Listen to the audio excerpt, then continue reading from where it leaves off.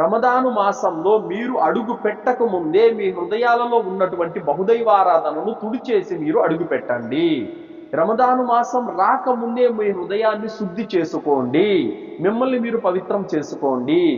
ఎందుకంటే అతి పవిత్రమైనటువంటి రమదాను మాసంలో మీరు చేసేటటువంటి ఏ సత్కార్యమైనా సరే అల్లాహ్ వద్ద అది కుబూల్ కావాలంటే మీ హృదయంలో కానీ, మీ శరీరం మీద కానీ, మీ విశ్వాసంలో కానీ, మీ ఆచరణలో కానీ ఏ మాత్రం షిర్క్ అనేది రవ్వంత కూడా ఉండకూడదు.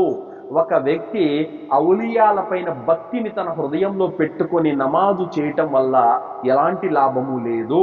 ఒక వ్యక్తి మెడ నిండా, చేతి నిండా, నడుముకు తాయెత్తులు, దారాలు కట్టుకొని ఆ వ్యక్తి నమాజు చేయడం వల్ల ఎలాంటి లాభాన్ని పొందలేడు. కావున హృదయంలో బాబాల మీద, ఔలియాల మీద భక్తిని, విశ్వాసాన్ని పెట్టుకొని శరీరం మాత్రం అల్లా కోసం మసీదుకు వచ్చి నమాజు చేస్తే అలాంటి ఆరాధనకు ఎలాంటి ప్రతిఫలం అనేది, పుణ్యం అనేది రాదు సోదరులారా.